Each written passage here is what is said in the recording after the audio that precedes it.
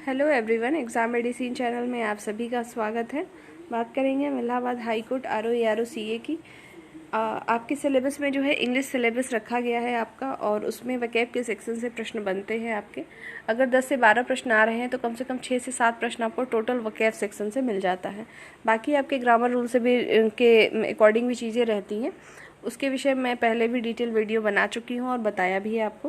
केवल ये सीरीज़ आपको दी जा रही है प्रैक्टिस रिवीजन के पर्पज़ से। 4 से 5 मिनट की वीडियो होगी जिसमें मोस्ट इम्पॉर्टेंट आपके टॉपिक ही कवर किए जा रहे हैं। आज की जो टॉपिक हमारी होगी वो होगी आपकी इडियम और फ्रेज से।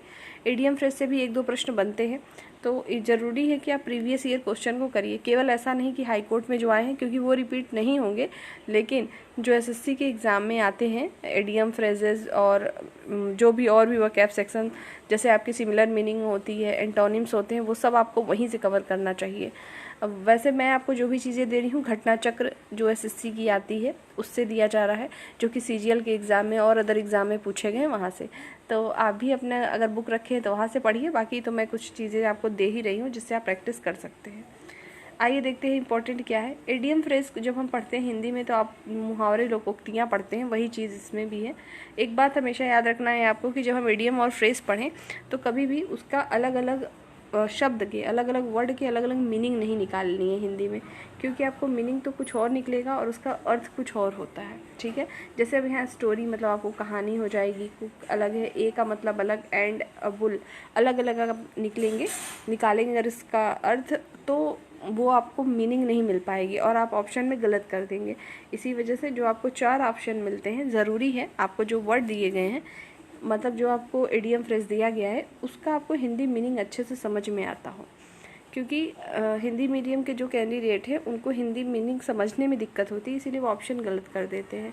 और जो CBSE बोर्ड के जिनको इंग्लिश टू इंग्लिश समझ में आता है उनके लिए तो फ़िलहाल थोड़ा ठीक हो जाता है, लेकिन यहाँ पे दिक्कत आ सकती है। इसलिए हम हिंदी मीनिंग भी देखते चलेंगे, और हमने यहाँ पे हिंदी लिखी भी है ताकि आपको भूले नहीं और आप अच्छे से याद करेंगे। और कुछ ऐसे स्पेलिंग जो आ रही है उसको ध्यान से देखते चलिएगा जिसकी स्पेलिंग आपको टिपिकल लग रही है, क्योंकि आपके जो सेंटेंस करेक्शन में, यानी आपके जो स्पेलिंग एरर में आते हैं, तो यहीं से कहीं आपके वर्ड मीनिंग भी बन जाती है। तो फर्स्ट आइए देखेंगे। पहला हमारा दिया हुआ है a cook and bull story. इसका मतलब क्या होता है? इसका मतलब होता है एन इमेजिनरी स्टोरी, यानी बिना सिर पैर के बात करना या उटपटांग बातें करना। हम लोग के सबके फ्रेंड सर्कल में कोई ना कोई ऐसा होता है ना कि बिना मतलब की बातें करेंगे, तो अक्सर हम लोग ये सेंटेंस यूज़ करते हैं, लेकिन आप हिंदी में यूज़ करते हैं कि बिना सर पैर की बात ना करो या उटपटांग बातें करना। तो यही इसका मतलब होता है कि एन इमेजिनरी स्टोरी, मतलब अब कुक एंड बुल स्टोरी। ज़रूरी नहीं है आपको ऑप्शन में केवल यही लिखा हुआ दिखाई दे, किसी सेंटेंस में प्रयोग करके इसको दिया जा सकता है। ठीक है, लेकिन मीनिंग नहीं बदलेगी, इसलिए इसको ही अच्छे से याद समझते चलिएगा कि क्या है। अगला देखेंगे अ ग्रीन ऑनर। अ ग्रीन ऑनर का क्या मतलब होता है?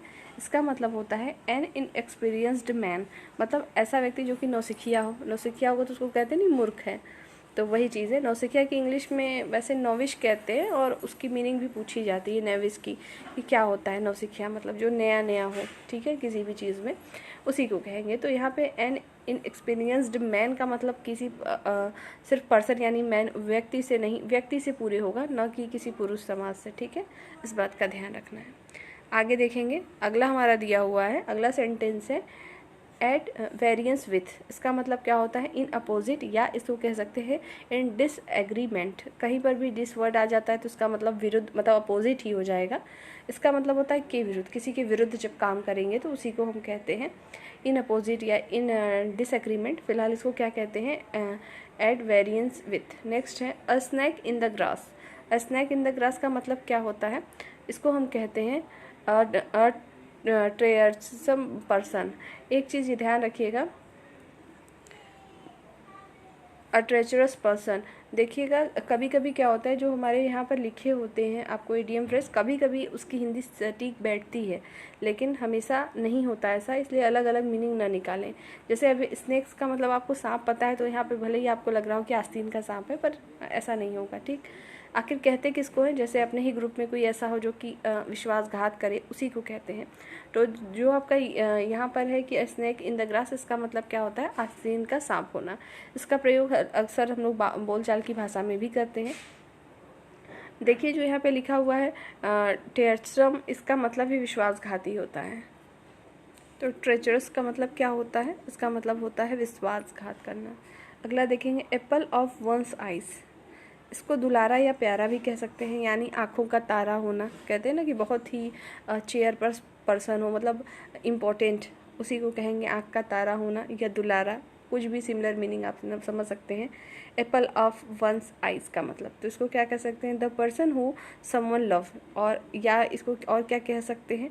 तो आप जैसे मैंने बताया ना, इसको लवली या कुछ इस तरह से वन वर्ड में भी दिया जा सकता है, तो उसका मतलब समझते रहेंगे। नेक्स्ट हमारा है अचीव ऑफ योर शोल्डर, इसका मतलब क्या होता है? इसका मतलब होता है you are holding a grudge, इसको ग्रज पढ़ेंगे, GRUDGE को ग्रज ही पढ़ते हैं। और इसका मतलब अगर अलग से समझना चाहें तो इसका मतलब ईर्ष्या होती है, जेलस जो होता है उसको कहते हैं। तो कुल मिला के अचीव ऑन योर शोल्डर, इसका मीनिंग क्या होगा? तो बात में बिगड़ना, कुछ लोग होते हैं ना कि छोटी छोटी बात पे भी बिगड़ जाते हैं, उसी को कहते हैं achieve on your shoulders. Next है आफ्टर वंस वोन हर्ट, इसका मतलब क्या होगा कि आफ्टर वंस वोन हर्ट, इसका मतलब होता है शेयरिंग और हैविंग वंस टेस्ट और व्यूज़, मतलब अपनी रुचि के अनुसार या अपनी मन का होना या अपने पसंद का होना, उसी को कहते हैं। नेक्स्ट है अ रेनी डे, अ रेनी डे का मतलब क्या होता है? द टाइम ऑफ डिफ़िकल्टी, जैसे कहते हैं ना बुरे दिन या कठिनाई भरे दिन। जैसे आपने एग्ज़ाम दिया, इस समय सभी स्टूडेंट स्ट्रगल कर रहे हैं क्योंकि वैकेंसी आती नहीं है, एक तरह से बुरा दिन ही चल रहा है, रिजल्ट नहीं आते, बहुत लेट हो रहा है। तो ये डिफ़िकल्टी भरे दिन होते हैं कि इसमें अपने आप को मोटिवेट रखना और पढ़ाई भी कंटिन्यू जारी रखना। जैसे आप लोग इंतज़ार ही कर रहे हैं हाई कोर्ट का कि अब आ जाए वैकेंसीज, तो वो आ ही जाएगी और अच्छे दिन भी आ जाएंगे। तो यही आपका रेनी डे का मतलब होता है, टाइम ऑफ डिफ़िकल्टी। नेक्स्ट है at the 11th hour, at the 11th hours का मतलब क्या होता है? At the last possible moment, मतलब एकदम आइन मौके पे काम करना, वही होता है इसकी हिंदी मीनिंग। तो जितने मैंने आपको चीज़ें बताई उसको अच्छे से रिवीजन करिएगा। नेक्स्ट वीडियो में जल्द फिर नए टॉपिक के साथ मिलेंगे। रिवीजन ज़रूरी है, करते रहें। नेक्स्ट वीडियो में जल्द फिर मिलते हैं। जय हिंद।